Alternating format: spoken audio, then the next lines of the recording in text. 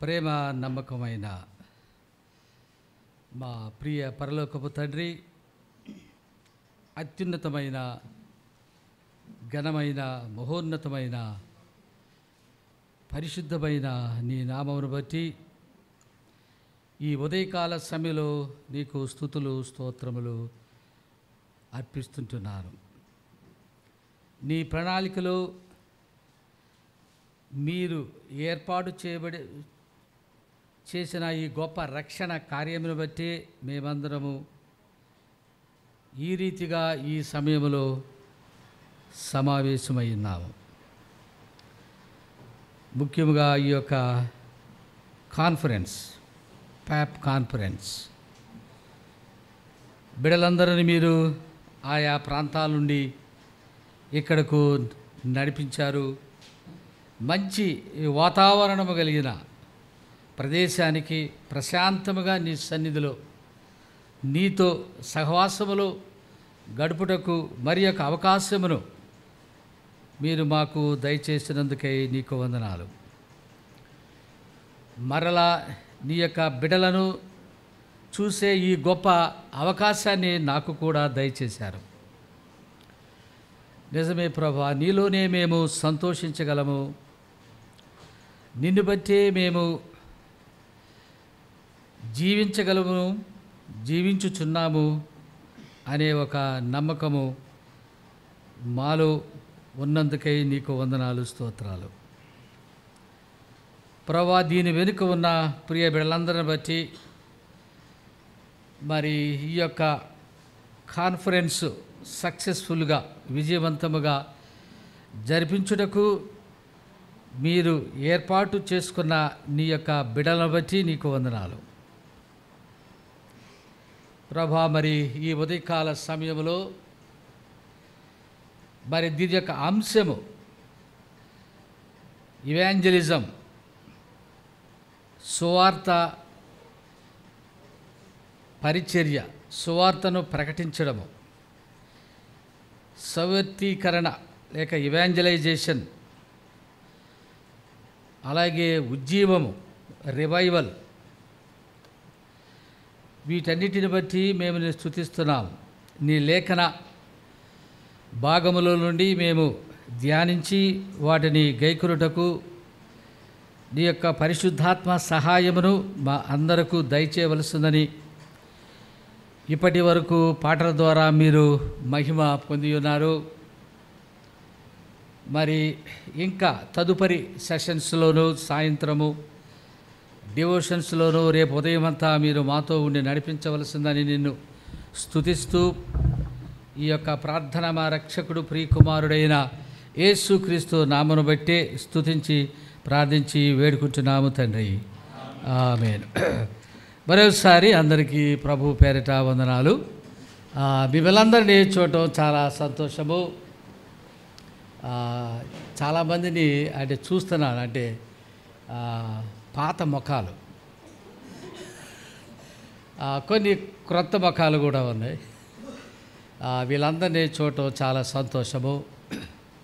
మరి ఈ సందర్భంలో మేము ప్రార్థించే రీతిగా నా కూడా నలుగురు సహోదరులను తీసుకురావటం జరిగింది ఇక్కడికి, రాజమండ్రి నుండి, కొవ్వూరు నుండి, ఆ ప్రాంతాల నుండి.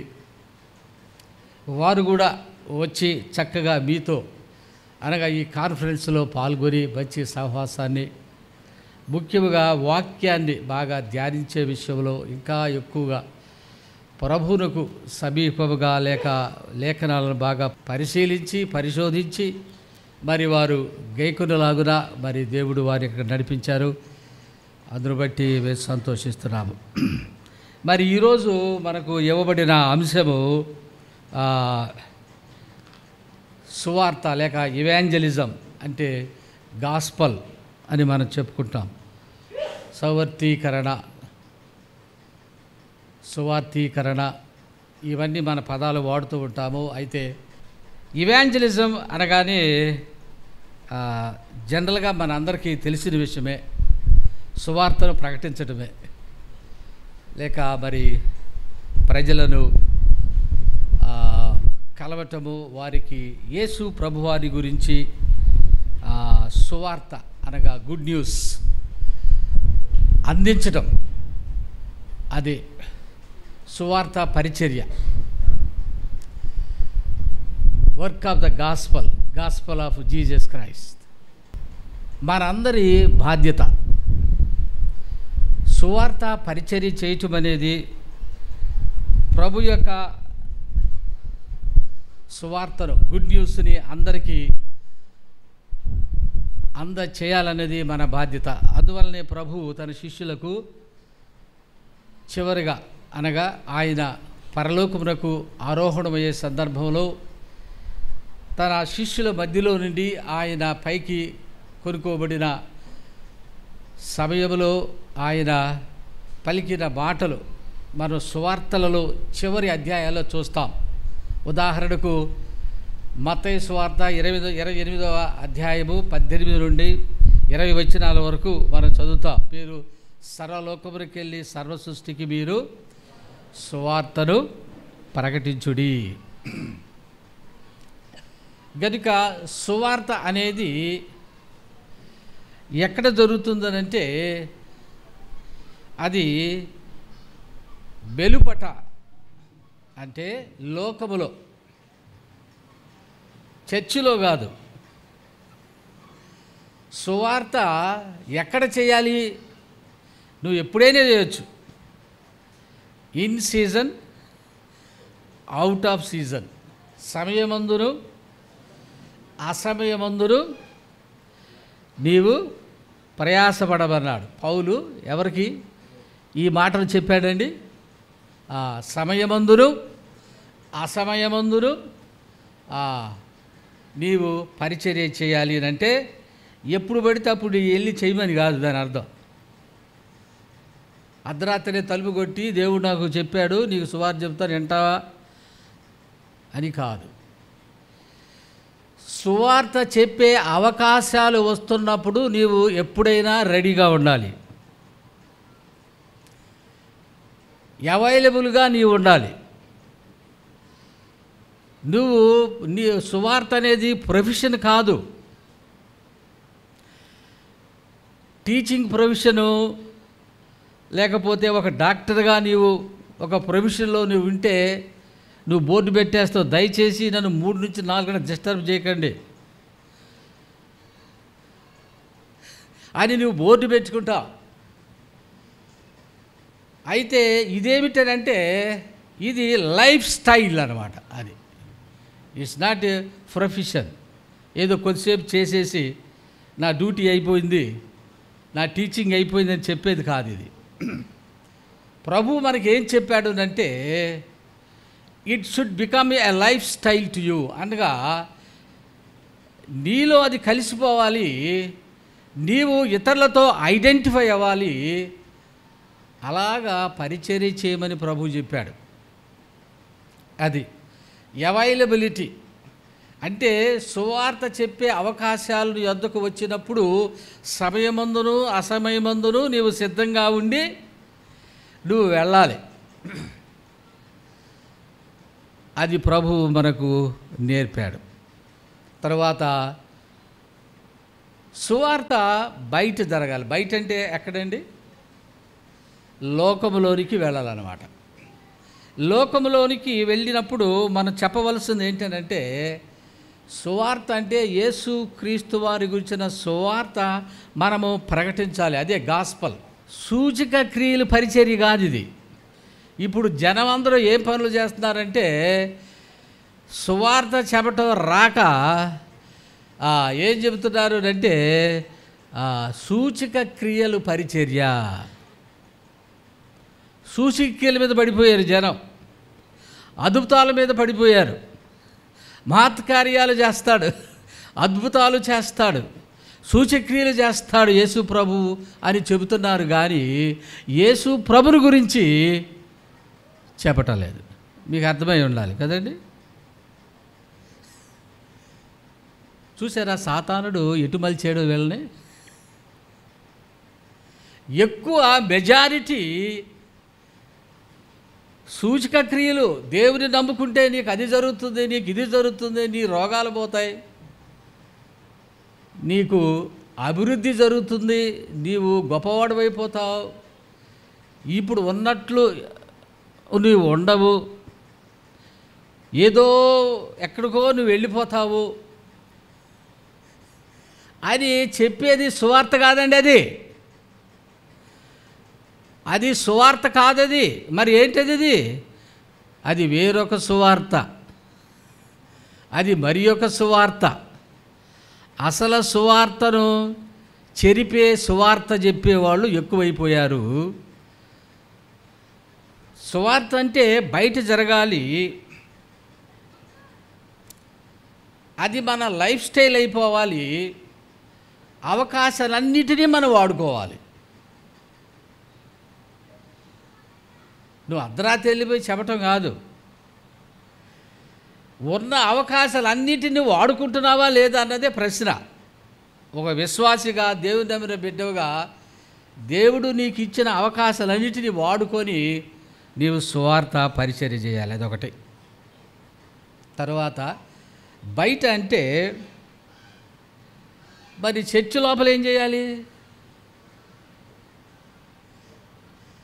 చర్చిలో ఏం చేయాలి? మనం చర్చిలో దేవుని ఆరాధన చేయాలి, చర్చిలో మనము దేవుని స్తుతించాలి,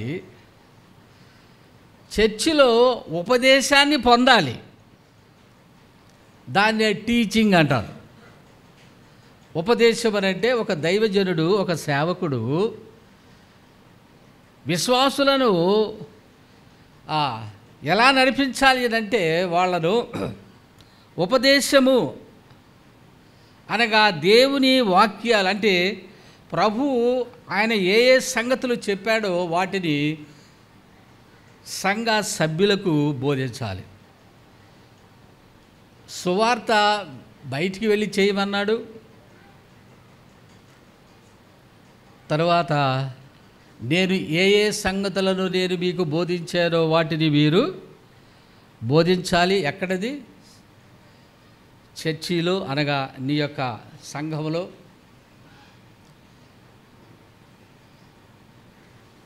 శిష్యులుగా చేయమన్నాడు. తండ్రి, కుమార, పరిశుద్ధాత్మ నామము లోనికి బాప్తీసం ఇవ్వమన్నాడు. తర్వాత వారికి నీవు ఏమి బోధించాలో నేను చెప్పి వారికి బోధించాలి, లోపలికి తీసుకురావాలి. మనము బయటికి వెళితేనే కానీ ప్రజలు లోపలికి రారు. నువ్వు లోపలే ఉండి నువ్వేం చేయలేవు. గనుక లోపలికి అంటే సంఘములోనికి, ఆయన రాజ్యములోనికి రావాలి అంటే నువ్వు లోకములోనికి వెళ్ళాలి. అదే ప్రభువు చెప్పాడు. అందుకని ఆయన ఆ ఉన్న సంవత్సరాలు ఆయన కాలినడకనే తిరిగాడు. ఆ పైన నజరేతు నుంచి కింద యోదయ వరకు ఆయన ఇటు యోర్దాను వరకు, అటేమో పెనికియా, ఇంకా అటు మధ్యధరా సముద్రం బోర్డర్లో తూరు, సీదోను ప్రాంతాలన్నిటిలో ఆయన తిరిగాడు. గనుక వెళ్ళండి, వెళ్ళి సమస్త జనులను నాకు శిష్యులుగా చేయండి. బయటికి వెళ్ళటం అనేది సత్యాన్ని ప్రకటన చేయటం అన్నమాట. సత్యాన్ని చెప్పేవాళ్ళు లేరు. అందువలన మనము సత్యాన్ని చెప్పాలి, ప్రభువుని గురించి చెప్పాలి, ప్రభు సువార్త ప్రజలకు అందాలి. దాన్నే ప్రీచింగ్ అంటాం. ఇంగ్లీష్లో ఏమంటామండి? ప్రీచింగ్. ప్రీచింగ్ అంటే ఏంటి? ప్రీచింగ్ అంటే ఎంఫసైజింగ్ ద ట్రూత్, సత్యాన్ని నొక్కి చెప్పటం అన్నమాట. అంటే ఏమిటి? యేసు ప్రభువును నమ్మండి, అధికారపూర్వకముగా దాన్ని నీవు గట్టిగా ఎంత నమ్మండి అట్లా కాదు, ఏ నమ్ముకుంటే ఏదో వస్తుంది అనుకోండి, అట్లా కాదు. నువ్వు అథారిటేటివ్గా, అందుకే అధికారపూర్వకముగా నిన్ను ఎవరు పంపారో, ఎవరు బోధించమన్నారో ఆ రీతిగా నీవు వారికి చెప్పాలి, ఎంఫసైజ్ చేయాలి. ఎందుకంటే నీవు నశించిపోతావు. ప్రభు నమ్మకపోతే, రక్షించబడకపోతే నెక్స్ట్ టర్న్ ఏంటంటే యుల్ గో టు హెల్, నరకమే. గనుక అది అర్జెన్సీ అన్నమాట. అందువల్ల సువార్త బయట చెప్పాలి, ప్రీచింగ్ చేయాలంటారన్నమాట. ప్రీచింగ్ యాక్చువల్గా అది ట్రాన్స్లేషన్ అనుకోండి, అసలు కెరుస్సో. ఎనీహో ప్రభువు ఆ విధముగా ఆయన కమ్యూనికేట్ చేశాడు. అది కెరుస్సో అంటే కమ్యూనికేషన్ అన్న. ప్రీచింగ్ అంటే జస్ట్ ఇక్కడ నుంచోని చెప్పేది. కెరుస్సో అంటే కమ్యూనికేషన్ అన్నమాట. Communicate to the people. అది ప్రభువు చేసింది. అది మనం కూడా అలాగే చేయాలి. అది బయట జరగాలి. లోపల ఏం జరగాలంటే ఉపదేశము అనగా preaching out side, teaching inside. ఇప్పుడు బయటికి వెళ్ళి అబ్రహాం గురించి చెప్పారు అనుకోండి, మీరు ఎలా ఉంటుందండి? సౌలు గురించి, అబ్రహాం గురించి, నెహెమియా గురించి చెప్తే వాళ్ళకి ఏమర్థం అవుతుందండి? మోషే నమ్మాడు, నువ్వు కూడా నమ్మంటే ఆ ఏడు మోసేవరయ్యా బాబు, నాకేం అర్థం లేదు, నువ్వేం చెప్తున్నావు, మోసే అంటే నాకేం తెలుసు. లోపల చెప్పవలసిన ఏమో బయట చెప్పేస్తున్నావు, బయట చెప్పవలసిన ఏమో లోపల చెప్పేసి నువ్వు జనాలను కన్ఫ్యూజ్ చేసేస్తున్నావు. ఎక్కడ వాళ్ళు కన్ఫ్యూజ్ చేస్తున్నావు? ఆ బయట వాళ్ళు కన్ఫ్యూజ్ చేస్తా. టోటల్గా నువ్వు కూడా పెద్ద కన్ఫ్యూజన్లో ఉన్నావు. బయటికి వెళ్ళాలి, లోపలికి తీసుకురావాలి, లోపల ఉన్న వారికి ఉపదేశాన్ని బోధ చేయాలి. టీచింగ్ ఇక్కడ జరగాలి. యేసు ప్రభుని సింపుల్గా నువ్వు సువార్త చెప్పడానికి చెప్పవలసిన మాటలు చెప్తే చాలు. లోపల తీసుకెళ్ళిన తర్వాత నువ్వు అన్ని బైబిల్ అంతా విప్పి చెప్పు. ప్రకటన గ్రంథం అంతా బాగా నూరిపోయి చెవిలో వింటాడు. నువ్వు అక్కడికి వెళ్ళి ప్రకటన గ్రంథం గురించి చెప్తే వాళ్ళకి ఎలాగ అర్థం అవుతుందండి? Evangelism in Syrian Antioch. గుర్తుపెట్టుకోండి బాగా. ఏంటండి ఎవాంజలిజం అంటే? సువార్తీకరణ.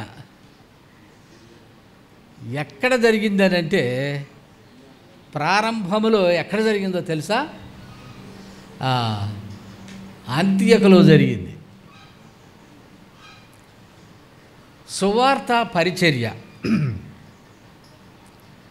సిరియన్ అంతియోక్ అని ఎందుకన్నామనంటే సిరియా ప్రావిన్స్లో ఉన్న ఈ అంతియోక పట్టణం ముఖ్య పట్టణం కనుక సిరియన్ అంతియోక్ అని దానికి పేరు పెట్టవలసి వచ్చింది. పిసిడియన్ అంతియోక్ అని ఇంకొకటి ఉంది ఇంకొక ప్రావిన్స్లో.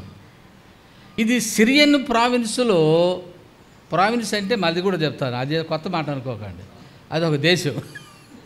అంటే రోమా సామ్రాజ్యంలో దేశాలను ఎలా పిలిచేవాళ్ళు అంటే ఇప్పుడు మనం రకరకాల పేర్లు పెట్టాం.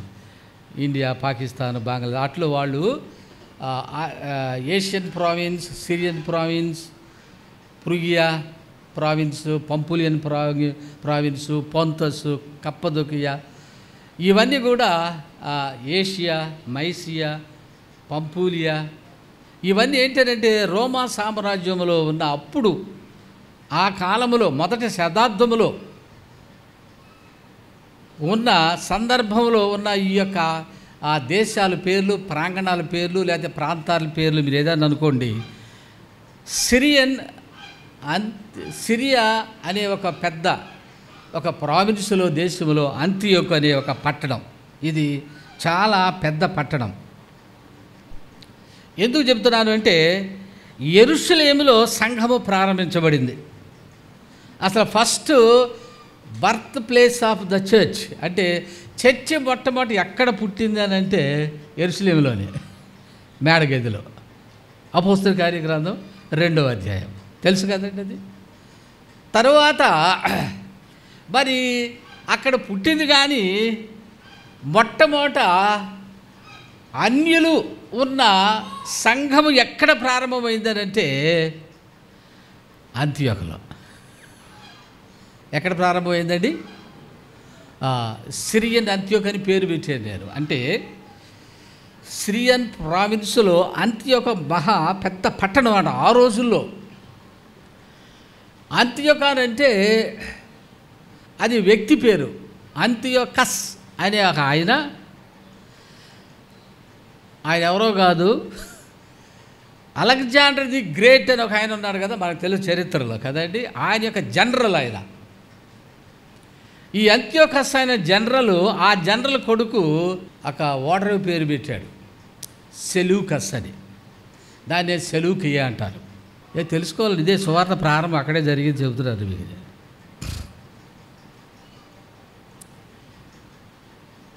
ఈ అంత్యోకస్ సెలూకస్ యొక్క తండ్రి పేరు. అందుకని ఆయన అలెగ్జాండర్ పోయిన తర్వాత ఆయన జనరల్గా ఉంటూ ఆ ప్రాంతాలను ఆక్రమించుకున్న తర్వాత ఆ పేర్లు పెట్టాడు, వాళ్ళ తండ్రి పేరు పెట్టాడు. ఇప్పుడు ఫిలిప్ ఉంది, అది ఎవరి పేరు? అలెగ్జాండర్ తండ్రి పేరు ఫిలిప్. అందుకని ఫిలిప్పి పట్టణం అన్నారు, అక్కడే సువార్త చెప్పాడు కదా, అది వేరే సంగతి. అట్లాగే అంత్యోకస్ అంటే అంత్యోకస్ అన్న ఆయన ఈ సెలూకస్ యొక్క తండ్రి, అనగా అలెగ్జాండర్ యొక్క జనరల్ చాలామంది ఉన్నారు. ఒక జనరలు ఆయన పేరు పెట్టుకున్నాడు ఓడరేవు, సెలూకై అని ఓడరేవు ఉంటుంది. ఆ ఓడరేవు పేరు కూడా వాళ్ళ కొడుకు పేరు, తండ్రి పేరు, ఇద్దరు పేర్లు పెట్టుకున్నారు. సరే, ఎందుకనంటే అక్కడ మొట్టమొదట ప్రారంభంలో అనగా క్రైస్తవ ప్రారంభ దినాలలో అనగా అపోస్తులు ప్రభు యొక్క సువార్త ప్రకటన చేసే సందర్భంలో మరి ఆయన శిష్యులు, తర్వాత ముఖ్యముగా స్టెఫను అంటే స్టీఫెన్, ఆయన హతసాక్షి అయ్యాడు. మనం చదువుతూ అపోస్తుల కార్యగ్రంథంలో కదండి. ఆయన మరి హతసాక్షి అయిపోయిన తర్వాత యూదులే ఆయనను రాళ్ళు పెట్టి కొట్టి చంపారు. కారణము యేసుక్రీస్తు యొక్క సువార్తను ప్రకటన చేసినందుకు. ఆయన చనిపోయినప్పుడు, హతసాక్షి అయినప్పుడు, చంపబడినప్పుడు క్రైస్తవులు చెదిరిపోయారు. ప్రారంభ క్రైస్తవులు చెదిరిపోయారు. ఎక్కడ చెదిరిపోయారంటే, ఎక్కడ సేఫెస్ట్ ప్లేస్, ఎవరు మనకు షెల్టర్ ఇస్తారు. అందువల్ల వాళ్ళు చెదిరిపోయిన స్థలంలో అంతియొక అనేది ఒక బెస్ట్ ప్లేస్, సేఫ్ ప్లేస్. అందువల్ల అక్కడ ఉన్న క్రైస్తవులు చెదిరిపోయారు. అంటే ఈ హింసకు తట్టుకోలేక యెరూషలేములో గొప్ప హింస వచ్చినప్పుడు, అలాగే రోమాలో కూడా హింస వచ్చినప్పుడు తప్పించుకోవటానికి ఈ క్రైస్తవులు, మొదటి సంఘ క్రైస్తవులు పారిపోయిన స్థలము ఇక్కడ అంతియొకయ. వాళ్ళు క్రైస్తవులే పారిపోయారు అక్కడికి షెల్టర్ కోసం. అక్కడికి పోయారు కొంతమంది ఫొనికియా అంటే తూరు సీదోను ప్రాంతాలకు కూడా వెళ్ళిపోయారు. అది మధ్యధరా సముద్రం బోర్డరు. మూడవ సిటీ ఏంటంటే కుప్రా, సైప్రస్ అంటారు ఇంగ్లీష్లో. ఏమంటారండి? సైప్రస్ అంటే కుప్రా, అలాగే ఫొనికియా అంటే తూరు సీదోను పట్టణాలు. అంత్యోక ప్రాంతాలకు క్రైస్తవులు వెళ్ళినప్పుడు మరి పౌలు ఈ యొక్క స్టీఫెన్ మరణాంతరం లేక ఆయన హతసాక్షి అయిన తర్వాత వెంటనే మారిన వ్యక్తి ఎవరు అంటే పౌలు. ఈయన మారినప్పుడు అరేబియాలోకి వెళ్ళిపోయాడు. ఒక 3 సంవత్సరాలు ఉన్నారు. అసలు ఈయన పట్టణము తార్సు, తెలుసు కదండి. అది కిలికియా ప్రావిన్స్లో ఉంది. మళ్ళీ ఇది అక్కడ కిలికియా అనకండి,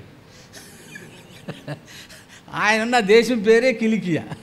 ఈ కిలికియాలో ఉన్నాడనమాట ఈయన. ఎవరు ఈయన? రోమా పౌరసత్వం కలిగిన వ్యక్తి, యూదుడే, బెన్యామీను గోత్రీకుడే. ఆయన దమస్కు మార్గములో ఆయన ప్రభు యొక్క దర్శనాన్ని చూసి, అనగా ఆయన డైరెక్ట్గా ప్రత్యక్షమై మాట్లాడినప్పుడు ఆయన రక్షించబడి దేవుని బిడ్డ అయిపోయాడు, కన్వర్ట్ అనమాట. పౌలు మరి ఆయన అక్కడికి వెళ్ళాడు. కానీ పౌలు గురించి ఎవరికి తెలియదు. యెరూషలేములో కేఫా, కేఫా అంటే ఎవరు? పేతురు.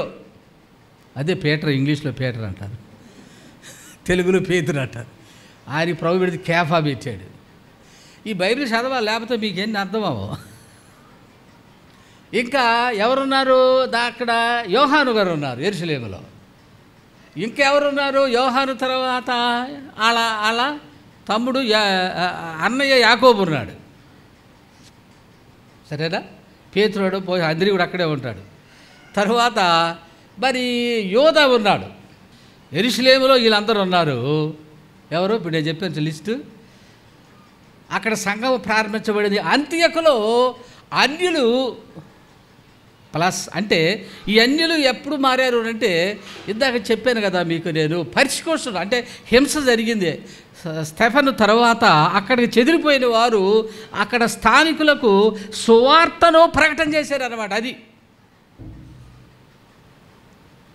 యూదులకి అక్కడ యూదులు ఉన్నారు, అంతకుముందు చెదిరిపోయిన యూదులు ఉన్నారు, అక్కడ రోమీలు ఉన్నారు, అక్కడ గ్రీకులు ఉన్నారు. తర్వాత క్రైస్తవులు, మొట్టమొదటి క్రైస్తవులు ఎవరండి? అంత్యొకలో వారు మొట్టమొదట, ఎందుకంటే సువార్తీకరణ కదా మనం మాట్లాడుకుంటుంది. మరి అక్కడ ఎక్కడ సువార్త ఎలాగెళ్ళింది? ఇప్పుడు మాత్రం బైబిల్ తీసుకొని అమ్మో ఆమె దేవా నీకు వందనాలు తండ్రి అంటున్నావు, ఇదంతా ఎవరు తీసుకొచ్చారు? అక్కడ వారు భయపడిపోయి ఆయన చంపేశారు, మేము కూడా క్రైస్తవులు తెలిస్తే మమ్మల్ని ఎక్కడ చంపుతారో అని రహస్యంగా లోకల్ స్థానికులకు సువార్త చెబితే అక్కడ కొంతమంది నమ్మారట. సువార్తీకరణ అక్కడ జరిగింది అనమాట. అది ఎక్కడ జరిగిందండి? అంత్యొకలో జరిగింది. ఎవరు చేశారండి? చెదిరిపోయినా. ఏమంటే నేను కుప్రా గురించి మాట్లాడలా, అది పెద్ద స్టోరీ. కుప్రాకి వెళ్ళిపోతే అక్కడ నుంచి ఫరికేకి వెళ్తే ఇంకా పెద్ద స్టోరీ అది, అది వద్దు, ఇప్పుడు వెళ్ళొద్దు మనం. అక్కడ సువార్త జరిగింది. తర్వాత అక్కడ యూదులు మొదటగా సువార్తను ప్రకటన చేశారు. యేసు ప్రభు గారి సువార్త ప్రారంభమైంది. ఇంకా అప్పుడు న్యూ టెస్టిమెంట్ రాలా. ఇంకా పాత నిబంధనలో 37, 36, 39 పుస్తకాలు ఉన్నాయి తప్ప 27 పుస్తకాలు ఇంకా. అది ప్రారంభ దినాలు. కానీ వాళ్ళు ఎలా చెప్పారు సువార్త అంటే పాత నిబంధనలో ఉన్న ధర్మశాస్త్రంలో ఉన్న లేఖన భాగములను యేసుక్రీస్తు వారి యొక్క సువార్తను వాళ్ళకి ప్రకటన చేశారు. అదే పౌలు సువార్త చేశాడు అక్కడ. అది ఇప్పుడు మనకలాగా పేపర్లో ఎన్ని ఉన్నాయేటి, న్యూ టెస్టిమెంట్ లేదండి. 96లో ఎప్పుడో మనకు వచ్చింది అంత ఏడీలో. మరి అంతకుముందు వాళ్ళు ఎలా చెప్పారు సువార్త? ఇదిగో దేవుని గ్రంథం ఉన్నది కదా, మోషే ధర్మశాస్త్రం లేఖనాలను ఆయన పరిశోధించి, ఎవరు? పౌలు గారు. మొట్టమొదటి క్రైస్తవులు లేఖనాలు చదివి వాళ్ళకి చెప్పారు. అక్కడున్న యూదులు, అక్కడున్న గ్రీకులు, అక్కడున్న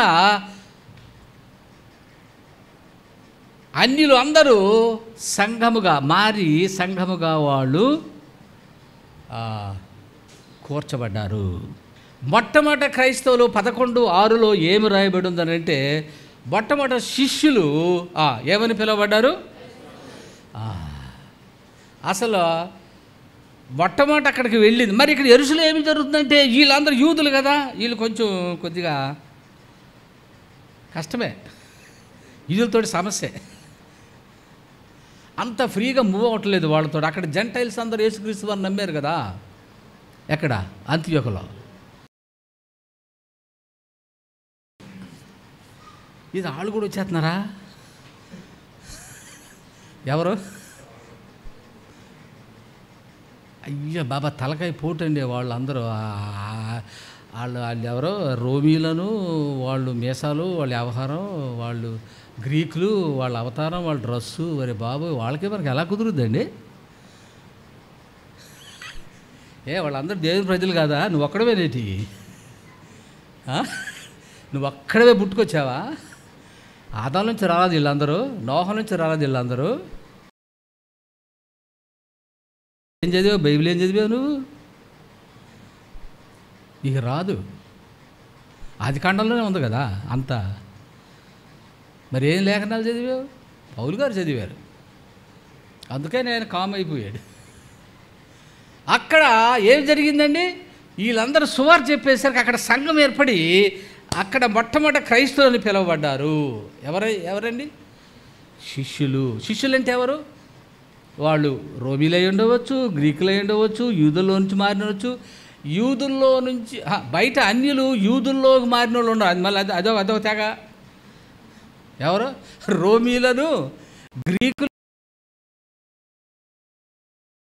అంటారనమాట. ఏమంటారు వాళ్ళని?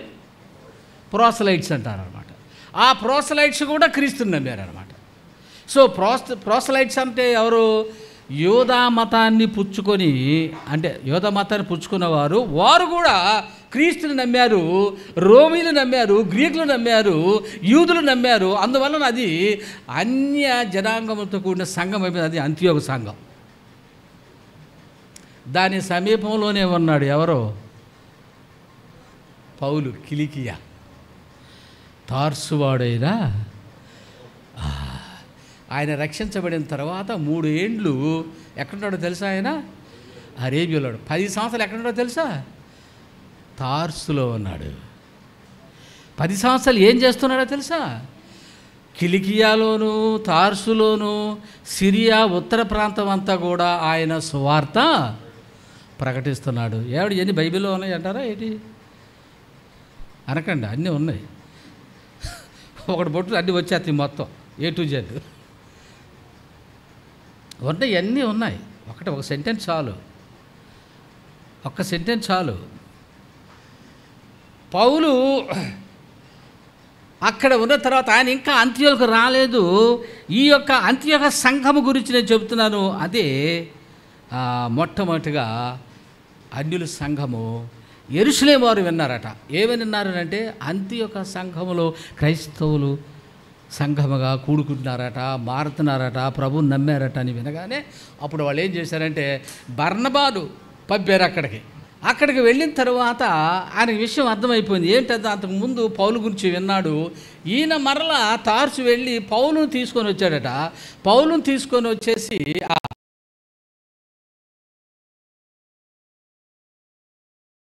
ముందు క్రైస్తవుని హింసించినవాడు, క్రైస్తవుని చెరసాలో వేయించినవాడు, స్టెఫనును రాళ్ళు పెట్టి కొట్టి చంపుతున్నప్పుడు ఆ బట్టల దగ్గర కావలి ఉన్నవాడు ఎవరు? పౌలు.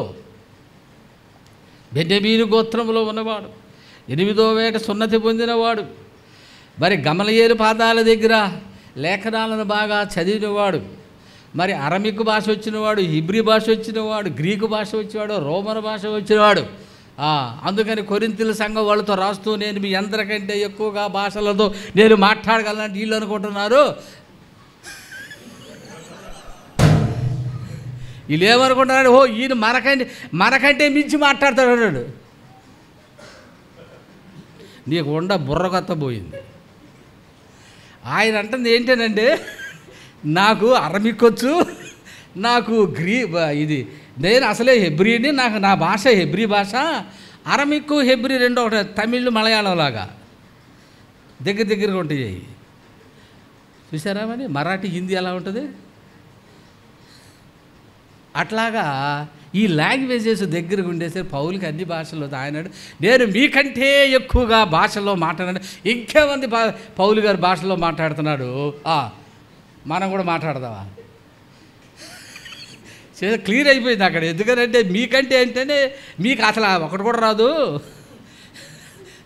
మీకు ఆ ఒక భాష సరిగా రాదు, నాకు అనేక నేను నేర్చుకుని నిజంగా ఆయన చదువుకున్న ఆయన మంచి ఫిలాసఫర్, లెర్నర్. ఆయన ఫిలాసఫర్ అంటే ఈ రకం టైపు కాదు, ఆయన వాక్యవంతు. చెప్తాను రేపు వాళ్ళ గురించి కూడా. అర్థమవుతుందా? అప్పుడు బర్నబా వెళ్ళి పౌలుని తీసుకొని వచ్చి ఎక్కడ అంత్యోకు తీసుకుని పరిచయం చేస్తే ఒక 2 సంవత్సరాలు అక్కడ సేవ చేశారట. ఎవరు?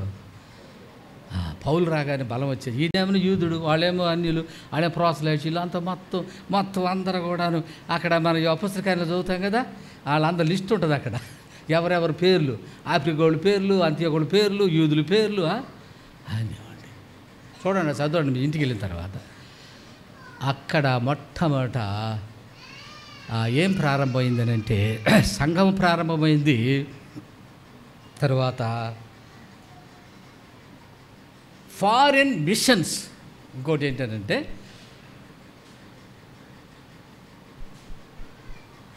అపోస్తుల కార్యములో ఎన్ని అధ్యాయాలు ఉన్నాయండి? 28 అధ్యాయాలు ఉన్నాయి. ఓకేనా?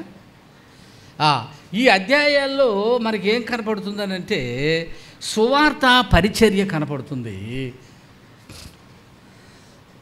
పేతురు, ఫిలిప్పు, పౌలు. పేతురేమో ప్రారంభ దశలో పెంతెకోస్తు, అలాగే మరి కైసరియా కొర్నేలియసు ఇంటి దగ్గర, అలాగే ఫిలిప్పు సమరయలోను. ఇక పౌలు చెప్పక్కర్లేదు. ఇక పౌలు ఎక్కడి నుంచి అండి, మొత్తం రోమన్ వరల్డ్ అంతా వెళ్ళిపోయాడు ఆయన. సువార్త పరిచర్య మొట్టమొదట ఎక్కడి నుంచి ప్రారంభమైందనంటే, మిషన్ సెంటర్ ఏంటంటే ఇవాంజలిజము జరిగిన మొట్టమొదటి స్థలము అంతియకు. అక్కడి నుంచే ఫారిన్ మిషనరీస్, అనగా ఈ యొక్క సువార్త చెప్పాలనే ఒక ఆ ప్రేరేపణ, అది పరిశుద్ధాత్మ దేవుడు వారికి అనుగ్రహించినందువలన సంఘమంతా ప్రార్థన చేస్తే దేవుడు అందరిలో పరిశుద్ధాత్మను, మళ్ళీ చెబుతున్నా, ఐ రిపీట్ దిస్, రక్షించబడిన ప్రతి వ్యక్తిలో పరిశుద్ధాత్మ దేవుడు నివాసము చేస్తాడు. Right down. రక్షణ అంటేనే పరిశుద్ధాత్మ దేవుడు నీలో నివసించటమే రక్షించబడటము.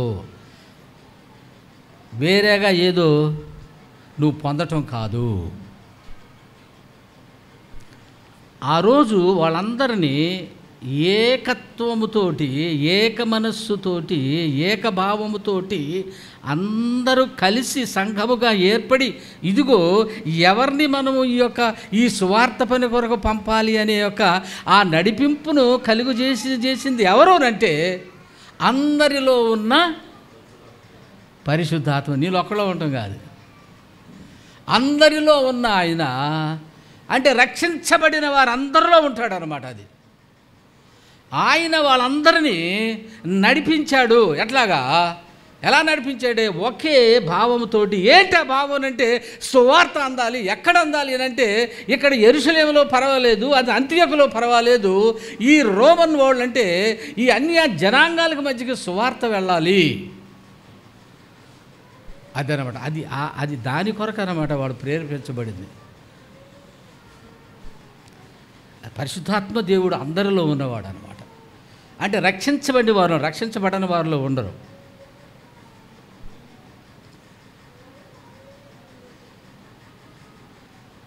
నేను రక్షించబడ్డానండి. ఎలాంటి గుడి ఎట్లా పడ్డా? రక్షించబడ్డాను అంతే. ఇంకోటి రక్షణ తీసుకున్నాను అంటాడు. అదేటో మరి. రక్షణ తీసుకున్నా అంటాడు. ఎక్కడుంది అది? ఎక్కడ తీసుకున్నావు? ఎవరిచ్చారు నీకు అది? నేను రక్షణ తీసుకున్నాను అంటాడు. నేను రక్షణ పొందాను అంటాడు. బాప్తిస్మం పొందాను అంటాడు. ఇంకా పరిశుద్ధాత్మను పొందలేదు అంటాడు. అదేటయ్యా బాబు? మరి రక్షణ పొందటం అను పరిశుద్ధాత్మ పొందటం వేరా? ఒకటే. అది వేరు కాదు. ఎందుకు వేరు కాదు? ఒక వచనం తీసి నువ్వు ఒక వచనాన్ని తీసేసి వివరించేస్తే ఒక్కొక్క వచనం అలాగే అర్థాలు అలాగే వస్తాయి. నీవు బైబిల్ అంతా తీసుకురా వాళ్ళ దగ్గరికి. అప్పుడు దానంతా ఒకే కోణంలో చూస్తే నీకు విషయం అర్థమవుద్దు. కానీ నమ్మి బాప్తిస్మం పొందినవాడు రక్షించబడును. బాప్తిస్మం తీసుకుంటేనే నీకు రక్షణ. మార్కు సువార్త 16:15 ఓకే. నమ్మి బాప్తిస్మం రక్షించబడును అన్నాడు. మరి ఇక్కడ పౌలు గారు చెప్పాడు, ప్రభువు నామమును బట్టి ప్రార్థన చేయబడే వాడు రక్షించబడు. ఏది కరెక్టు చెప్పండి? ప్రభువు నామమును బట్టి ప్రార్థన చేయవాడు ఎవడు? రక్షించబడును. నమ్మి బాప్తిస్మం పొందినవాడు రక్షించబడును. అది కరెక్టే, ఇది కరెక్టే. మరి ఏది కరెక్టు అసలు? ఎందుకని నీ డీవియేషన్స్ ఎందుకు వచ్చినాయి అంటే, అది పట్టుకొని వెళ్తున్నాడు ఎక్కడికో. ఇది పట్టుకొని ఇటు వెళ్ళిపోతాడు. అరణ్యంలో సంఘం ఉందంటే ఆ సంఘాన్ని పట్టుకుని వెళ్ళిపోయాడు అంతే. అదే ఒకటి అరణ్యంలో సంఘం అంటాడు. అరణ్య సంఘం దానికి కరెక్ట్ అయిందంటే అదే నాకు అనవసరం, నాకు పరిశుద్ధాత్ముడు నడిపించాడు అంటాడు. ఈ జనాలందరినీ ఎక్కడ తీసుకెళ్తున్నాడు? అరణ్యంలోనికి.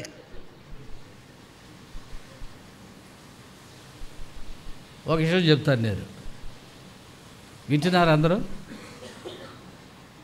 మా friend Paul Lewis West Indies cricket team player, international player, country Saint Lucia.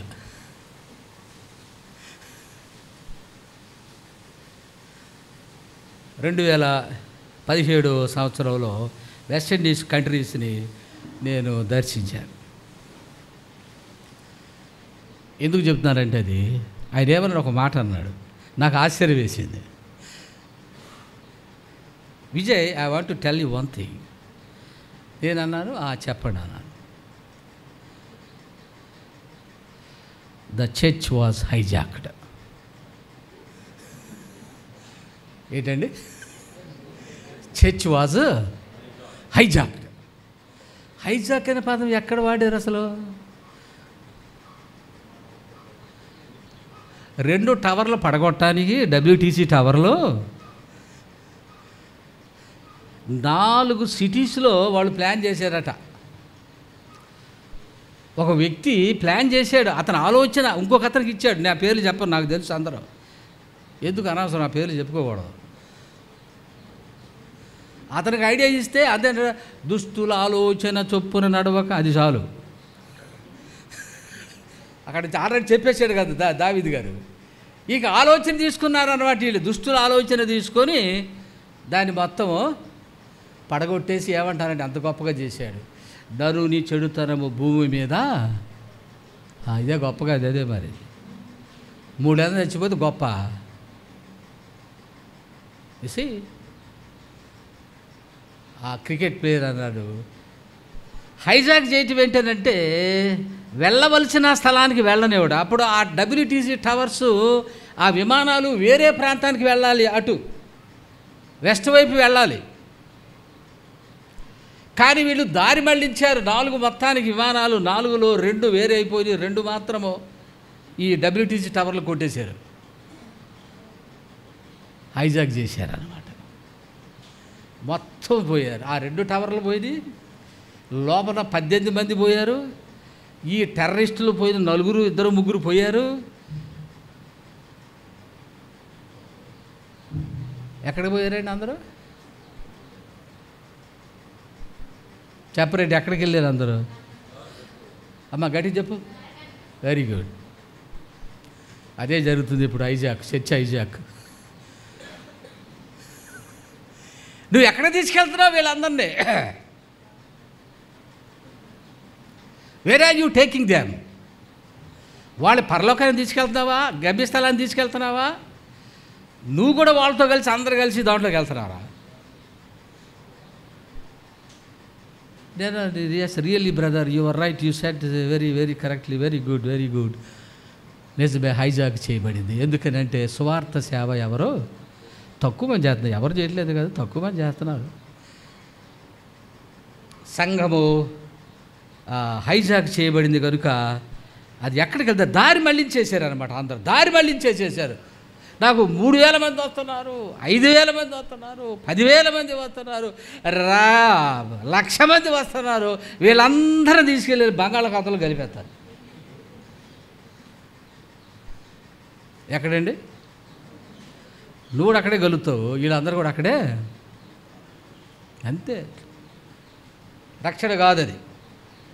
మొట్టమొదట సంఘము అది ప్రారంభమయ్యి పంపించారనమాట. ఓకేనండి? ఒకసారి ఈ పేపర్ వైపు చూస్తారా?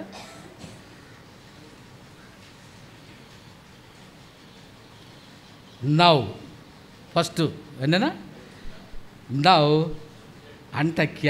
ఇప్పుడు టర్కీలో ఉంది ఇది. అంత్యోకుని ఏమంటారండి ఇప్పుడు? పేరు మారుతారు కదా, Turkey. Founded 300 BC by Seleucus I Nicator. ఆయన చెప్పాను మీకు నేను, Alexander general. Very fine seaport. అన్నీ రాయటం కుదరదు కనుక ఈ సెలూక్ అనేది చాలా మంచి సీపోర్టు. దాన్ని సెలూకయ పెరైర్ అంటారు. The population of Antioch was mixed అంటే రకరకాల జనంతో ఉన్నదన్నమాట. తర్వాత రెండవది జోసిఫస్ ఎవరనంటే జోసిఫస్ యూదుల హిస్టోరియన్, యూదుల చరిత్ర రాశారు. జోసిఫస్ ఏం చెప్పాడనంటే ద సెలూసిడ్స్ అంటే సెలూకస్ యొక్క డిసెండెంట్స్ని సెలూసిడ్స్ అంటారు అనమాట. వాళ్ళందరికీ జూయిష్ పీపుల్కి ఫేవరబుల్గా ఉన్నారు. ఎందుకనంటే జూయిష్ పీపుల్ వాళ్ళు చేసి యుద్ధాల్లో సహాయం చేశారు కనుక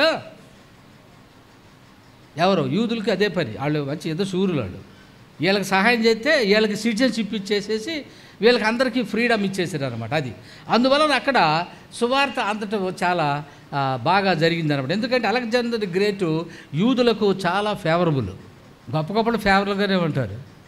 ఏం తెలియనోడే, తెలిసినోళ్ళు వాళ్ళు తెలివైన వాళ్ళు ఫేవరబుల్గా ఉన్నారు, యూదులకి చాలా మేలు చేశారు. చూడండి ఏం చేసి to immigrate there in large numbers, ఎక్కువ మందిని ఎంకరేజ్ చేశారట. వాళ్ళు ఫుల్ సిటిజన్షిప్ ఇచ్చేసారనమాట. యూదులకి ఏమి సిటిజన్షిప్ ఇచ్చారండి? అంత్యోక సిటిజన్షిప్ ఇచ్చేసారనమాట. కొంతమంది అంత్యోకస్ వెళ్ళిపోయి వాళ్ళకి ఎందుకు ఇచ్చారని వాళ్ళ మీద ఎలిగేషన్ తీసుకొస్తే వాళ్ళు ఒప్పుకోలేదట. లేదు వాళ్ళు ఉండాలి అని, వాళ్ళు ఉండబట్టే మన సువార్త జరిగింది అక్కడ. ఏంటండి దేవుడు వెనక పనిచేస్తున్నాడు, నువ్వెవరో ఆపటానికి? దేవుడు సువార్త చేయటానికి పరిస్థితులను ఆయన తీసుకొని వస్తున్నాడు. తర్వాత అక్కడ ఈ సెలూసిడ్స్ రోమన్స్ అంటే రోమీలు, ఈ సెలూసిడ్స్ అంటే సెలూకస్ యొక్క డిసెండెంట్స్, వారి యొక్క సంతానంలో ఉన్న వారందరూ కలిసి మ్యాగ్నిఫిషియంట్ టెంపుల్స్, చాలా గొప్ప గొప్ప టెంపుల్ కట్టేవాళ్ళట. Other buildings. తర్వాత డాప్నే కవర్స్ అంటే అన్నేమంటే డాప్నే అంటే వృక్ష జాతులు, అంటే బాగా గుబురుగా పెరిగి ఎత్తుగా వేపుగా పెరిగి ఉంటాయి చూసారండి. అలాగా మంచి పుష్పాలని చెప్పాలి, ఫలాల కంటే అలాంటి చక్కని తోటలు, ఒక రకంగా చెప్పాలంటే మంచి తోటలు, బిల్డింగ్స్ ఇవన్నీ ఉండేవి అనమాట. తర్వాత ఇంకేముండేది తెలుసండి? అది అక్కడ ఒక టెంపుల్ ఉండేది. ఎక్కడ? అంత్యోకలో. ఏం టెంపుల్ ఏంటంటే, ఏం టెంపుల్ అండి అది? The Greek goddess of sun. చదివారు అది? 3వ లైన్. సన్ అంటే సూర్య దేవత. ఏ దేవత అండి అది?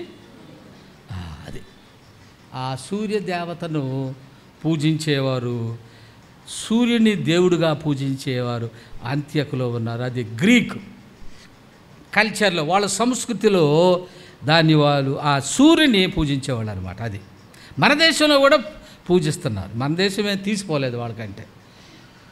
ఎందుకనంటే మన దేశం కూడా ఉదయాన్నే లేచి ఆ సముద్రం వైపు, ఆ సూర్యుడి వైపు చూసి దండాలు పెట్టేవాళ్ళు ఎక్కువ మంది ఉన్నారు. దేవుడు మనకు మన ఉపయోగం కొరకు ఇచ్చిన దానిని మరి అసలు ఇచ్చిన ఆయన్ని మన పక్కన పెట్టేసి ఇవ్వబడిన వాటిని పూజించే దేశమే మన భారతదేశం.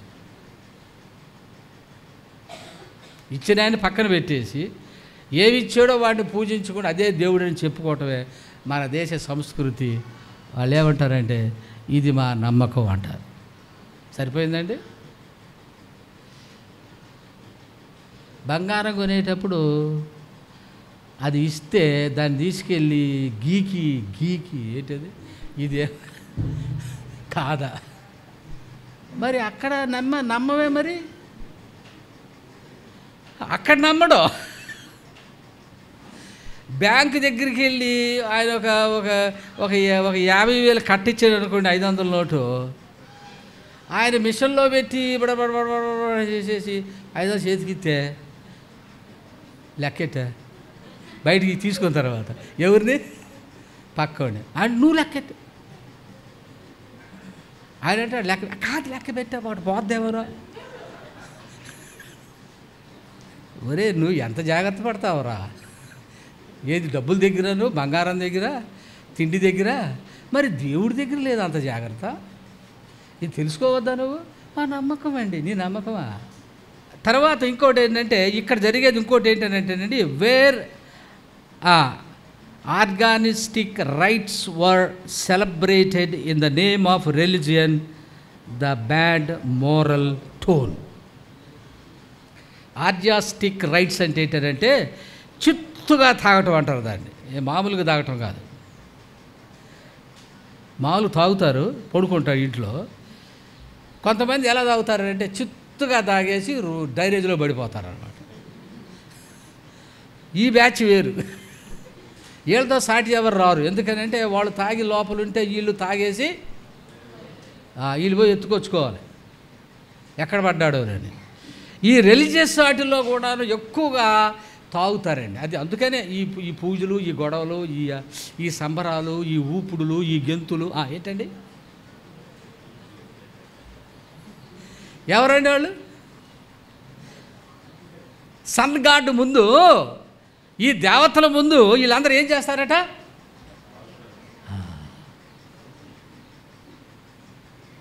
వాళ్ళలో ఉన్నది ఎవరు? దురాత్మ. ఎవరండి? అది మత్తు.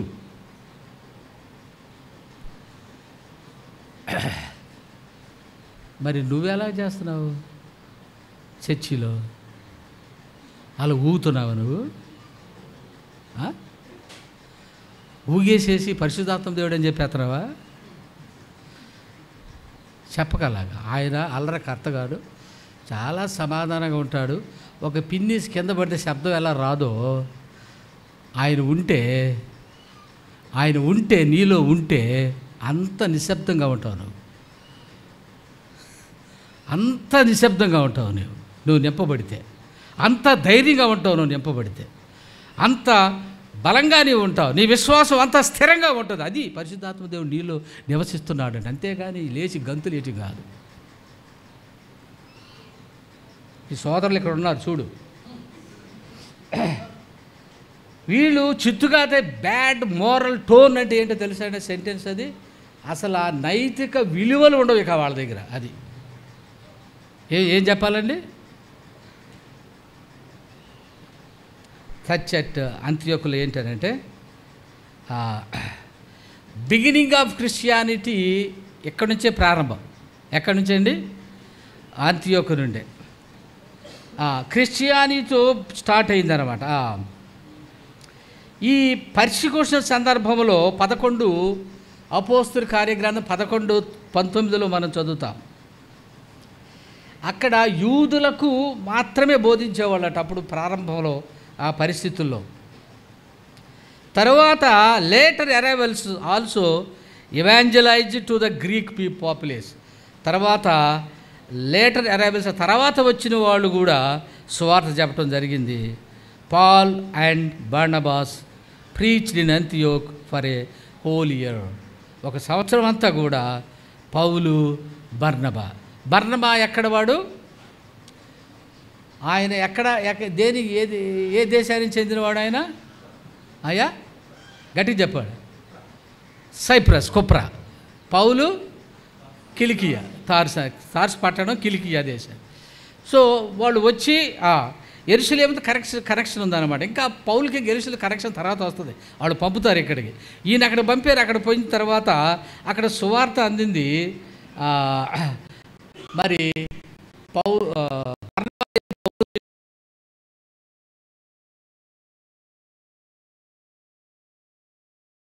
ఆఫ్ ద క్రిస్టియన్స్ ఇన్ అంత్యోకులో ఉన్న క్రైస్తవుల్లో ఉన్న ఎనర్జెటిక్ నేచర్ అంటే వారిలో ఉన్న శక్తివంతమైన స్వభావము ఎనర్జెటిక్ అనమాట.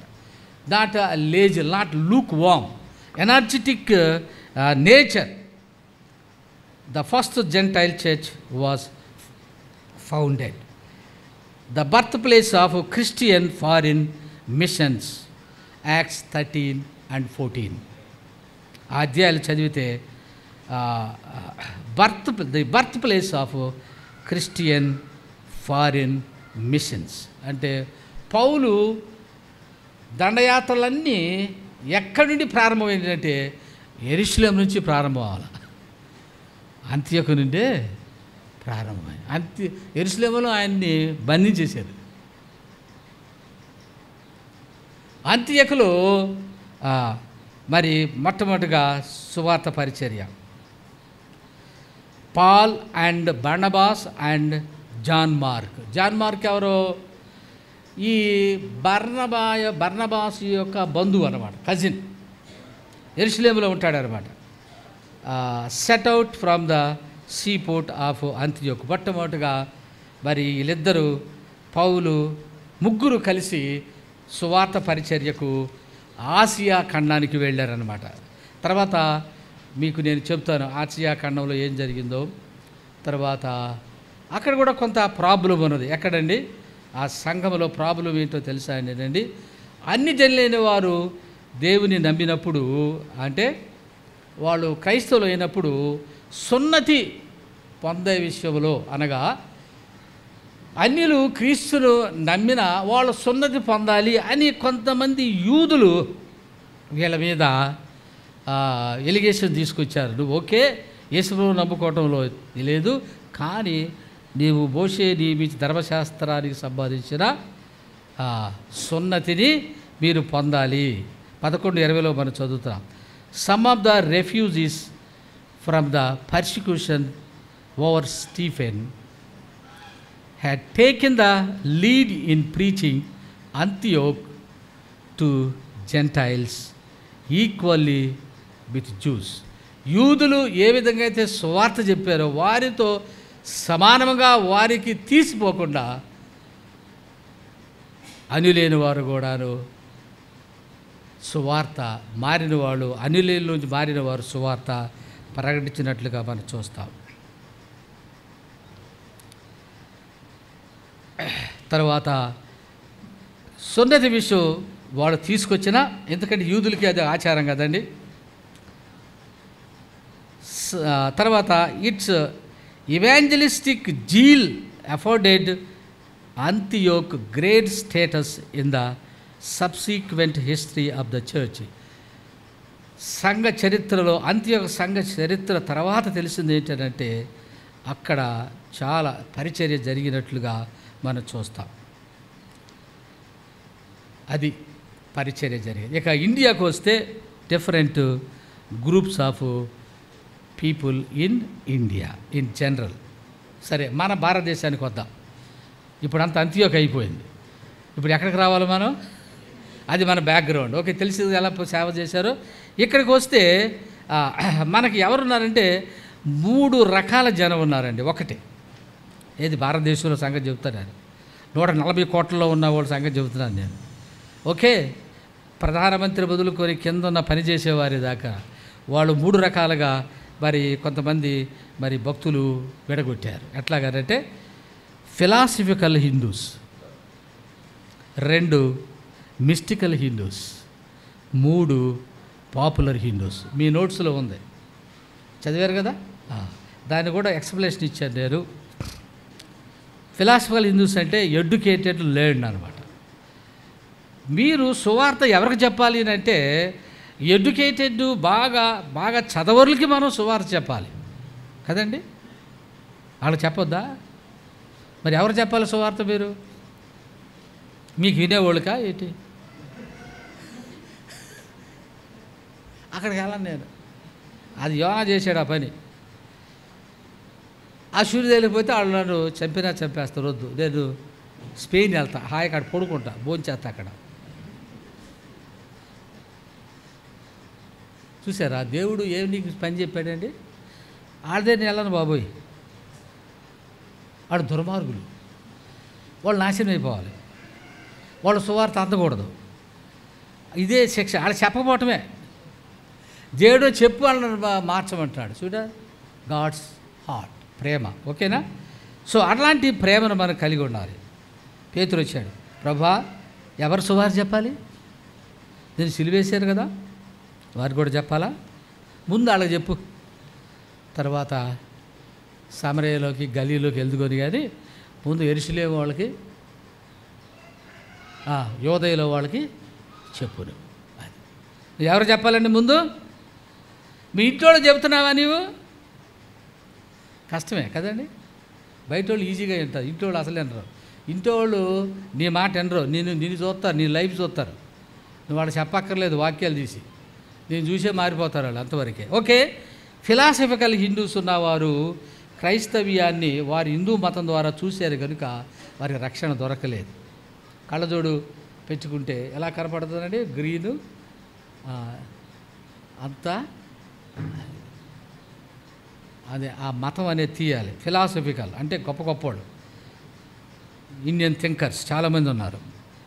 సర్వేపల్లి రాధాకృష్ణ, వివేకానంద, గాంధీ, ఇంకా చాలామంది తత్వాన్ని చదివినవారు, గొప్పవారు, స్వరాజ్యాన్ని సంపాదించిన వారు, గొప్ప గొప్ప వ్యక్తులు ఉన్నారు. కానీ వాళ్ళు సువార్త చెబితే వాళ్ళు ఈ మతాన్ని అడ్డు పెట్టుకొని ఈ మతం ద్వారా యేసుప్రభు వారిని చూశారు. అందువల్ల వాళ్ళకి తెలియలా. యేసుప్రభుని చూడాలంటే ఏం తీసేయాలి, ఎడ్డు రాకూడదు. అప్పుడు కరెక్ట్గా తెలుసుద్ది అనమాట. ఇప్పుడు కళ్ళజోడు పెట్టారనుకోండి, ఇది గ్రీన్, ఇదంతా గ్రీన్ కనపడుతుంది, ఎరిపేదో తెలియదు, తలిపేదో తెలియదు. అలాగే మతం ఏం చేస్తుందంటే నిన్ను చూడనీయకుండా అది. రెండవది ఏంటి? మిస్టికల్ హిందూస్ అంటే ఎవరు చెప్తారు? అసెటిక్స్ అండ్ గురూస్. మిస్టికల్ హిందూస్ అని అంటే దేవుడు నాలోనే ఉన్నాడు, నేనే దేవునికి గట్టిగా మాట్లాడితే కనుక గురువులు, బాబాలు. అర్థమైందా? మరి వాళ్ళతో ఎలా డీల్ చేస్తావు నువ్వు? నీ జోలికి మేము రావు, మేము వెళ్ళిపోతున్నాం. అలాగా నువ్వు చెప్పేది వాళ్ళకే. మరి మన భారతదేశంలో ఉన్నాం కదా, ఇప్పుడు మన అమెరికాలో ఏం కదా, ఏమంటే ఎక్కడ ఉన్నామండి మనం? అమెరికాలో ఏముంది సేవ? ఇక్కడ ఉంది అసలు. చెప్పు వీళ్ళకి, ఎవరికి? మీ ఆయనకే, ఎవరికో కాదు, మీ కుమార్తెకే చెప్పు. గురు మిస్టిక్స్ అంటే ఎసటిక్స్ అంటే ఎవరంటే వైరాగ్యం పుచ్చుకునేవాళ్ళు అనమాట. ఎవరండి వాళ్ళు? ఎసటిక్స్ అంటే ఎవరు? విలాసాలను, భోగాలను వదులుకున్నవాళ్ళు అనమాట వీళ్ళు. ఆకులు అలమలు తినేవాళ్ళు ఎసటిక్స్ అంటారు. వైరాగ్యం పొందినవాళ్ళు. ఏంటండి ఇది? వైరాగ్యం అన్నమాట. అదే